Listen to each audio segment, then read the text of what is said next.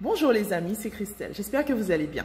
Aujourd'hui, je vous fais cette vidéo afin de vous parler de la Guadeloupe autonome. Alors, on en entend déjà parler depuis un moment, mais qu'est-ce que c'est que la Guadeloupe autonome? Eh bien, pour que la Guadeloupe devienne un territoire autonome, il faut qu'elle fasse ce que l'on appelle une évolution statutaire. Donc, cette évolution statutaire, elle est en deux phases. La première, c'est vis-à-vis de nos relations vis-à-vis de la France hexagonale, en passant de l'article 73 vers l'article 74 de la Constitution française. La deuxième évolution s'effectue vis-à-vis de l'Union européenne, pour passer de notre région ultrapériphérique vers le statut de PTOM, c'est-à-dire pays et territoire d'outre-mer. L'idée principale, c'est de créer une seule collectivité autonome, mais avec des pouvoirs supplémentaires. Donc, on parle de pouvoir sur la fiscalité et les droits de douane. On parle de pouvoir législatif et également de pouvoir sur l'urbanisme. Pourquoi est-ce que je parle de pouvoir et pas de compétences? Tout simplement parce que nous sommes dans un territoire où le pouvoir central, il est décentralisé, ce qui donne à nos élus aujourd'hui des compétences. Mais étant donné que les compétences, c'est pas du pouvoir, et bien du coup, ils peuvent pas faire ce qu'ils veulent. Prenons un exemple. Vous êtes commercial dans une société et votre responsable commercial vous invite à aller en négociation avec des clients. Et pour ce faire, il vous dit que vous pouvez renégocier une offre promotionnelle allant jusqu'à 10% de remise.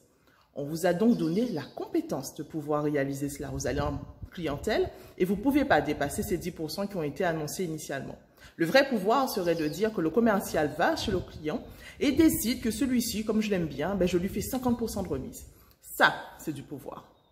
Nos élus sont dans un cadre et dans ce cadre, ils peuvent faire à peu près ce qu'ils veulent, mais sans dépasser les limites de ce cadre, tout simplement. Donc, du coup, ils ont des compétences et non pas le pouvoir de pouvoir faire du coup ce qu'ils voudraient ou ce qu'ils aimeraient faire pour répondre davantage aux attentes de la population guadeloupéenne.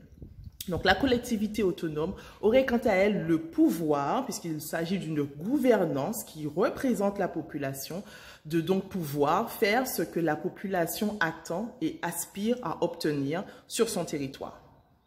Il y a une chose qui est très importante à savoir avec l'évolution statutaire, c'est que dans l'article 74, il y a quand même deux dispositions qui sont déjà inscrites. Celle qui permet de faire de la protection du foncier et celle qui permet également de faire de la protection de l'emploi local.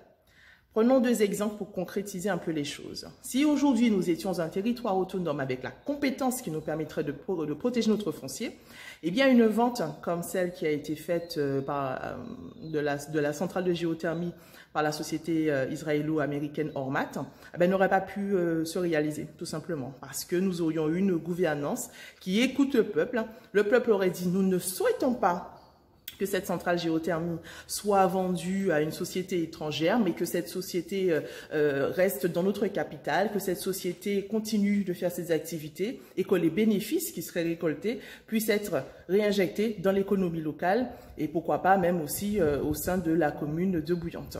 Aujourd'hui, ce n'est pas le cas, tout simplement parce que nous n'avons pas de gouvernance et donc du coup, l'État étant propriétaire du foncier et également du sous-sol de la Guadeloupe, a décidé de vendre de façon unilatérale, sans concertation, ni auprès des élus, ni auprès de la population.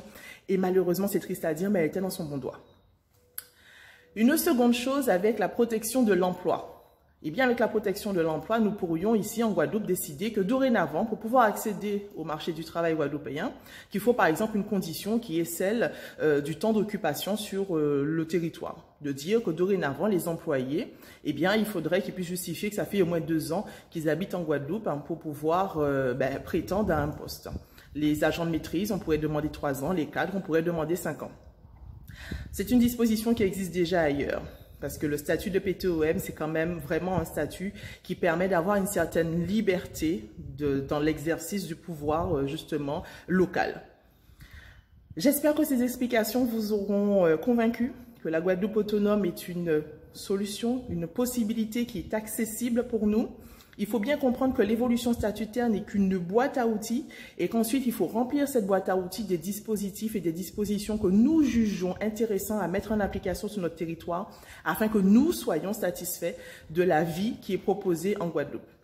Je ne veux plus entendre de personnes me dire qu'il n'y a pas de travail en Guadeloupe alors que nous avons des personnes qui sont d'ailleurs et surtout de la France hexagonale qui viennent ici et qui prennent des postes, souvent des postes de cadre très bien rémunérés que nos jeunes pourtant auraient pu obtenir parce qu'ils se fatiguent aux études, parce qu'ils sont déjà sur place, parce qu'ils connaissent le tissu économique, parce qu'ils sont dans leur pays et qu'ils veulent le faire avancer et qu'il n'est pas normal de leur mettre des bâtons dans les roues sur leur propre territoire.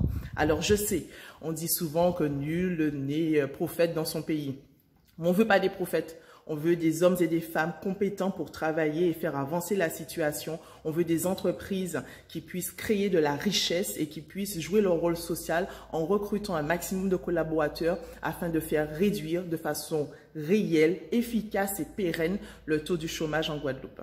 Je vous ferai d'autres vidéos pour vous expliquer dans d'autres pouvoirs ce que cette collectivité autonome de la Guadeloupe pourrait donner concrètement comme impact sur notre quotidien si, bien évidemment, vous acceptez et que nous pouvons passer le cap de devenir un territoire autonome. Je vous remercie beaucoup pour l'écoute. N'hésitez pas à liker, à poster des commentaires si vous voulez me dire quelque chose, porter des précisions ou poser des questions. Il n'y a aucun souci, je prendrai le temps d'y répondre. Je vous invite également à partager massivement cette vidéo pour que tous les Guadeloupéens savent ce que nous pouvons déjà en partie réaliser avec une collectivité autonome qui aurait donc la gouvernance de la Guadeloupe. Je vous dis à très bientôt pour d'autres vidéos.